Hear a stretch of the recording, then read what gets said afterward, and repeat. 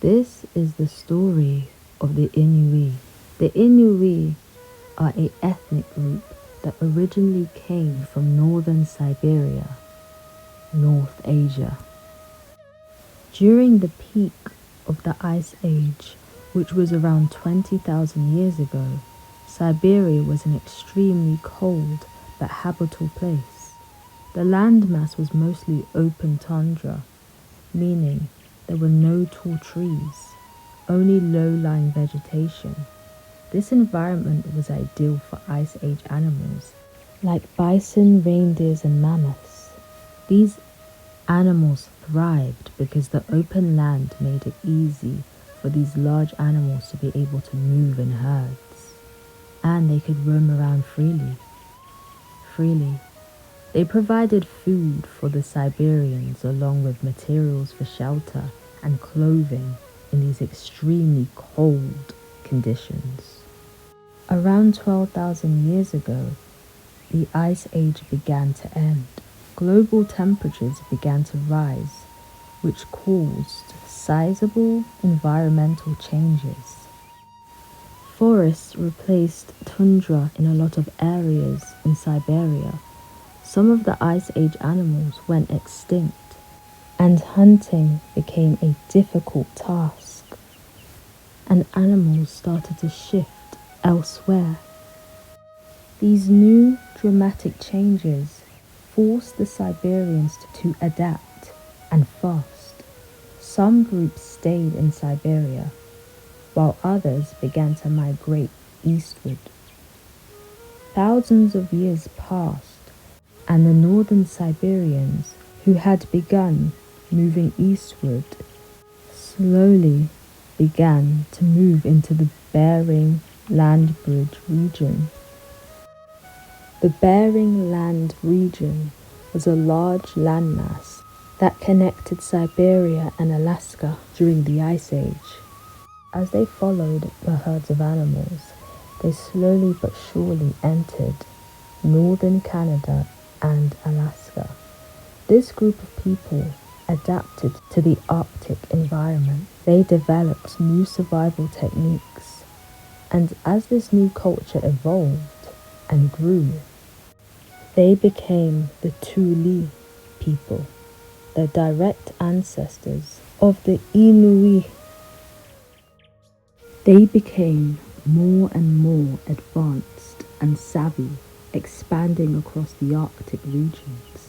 They developed a variety of indigenous hunting techniques and impeccable survival skills to withstand the harsh, cold environments. They crafted harpoons, which are barbed spears, as well as bow and arrows to hunt large, agile animals. They used kayaks and umiaks, large boats to maneuver coastal waters and catch sea animals. Dog sleds allow them to travel safely across snow and ice, transporting resources, hunting, and making efficient journeys. By the 15th century, due to interactions with other indigenous groups and climate changes, the Thule culture changed and transitioned into the Inuit people. The Inuit diet is high in fat and protein. Because of the long winters and lack of sunlight, their diet is also rich in vitamin D. They have a diet of marine animals like whales and seals, rich in omega-3s, blubber, fish, Arctic char, salmon, eaten raw, dried, fermented, and so on.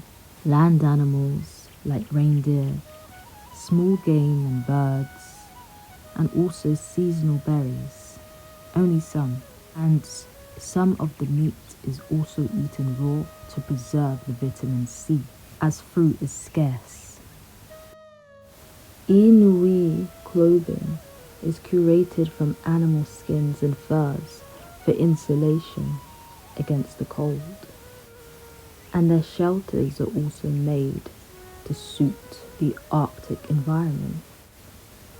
They eventually spread out to other Arctic regions. Populations grew, so some decided to settle in other regions in order for there to be an adequate amount of food for everyone. And their transportation methods became more and more advanced, which allowed them to be able to do this. Depending on the region they are located in, as they span across the Arctic, they refer to themselves differently. For example, the Inuit from Greenland call themselves Kalalit, and the East Greenlanders call themselves Li. Typically, people across the globe call this indigenous group Eskimos. However, the Inuit people find it offensive, rightfully so. It was a term that was used to disrespect their eating habits. What an interesting tribe of people.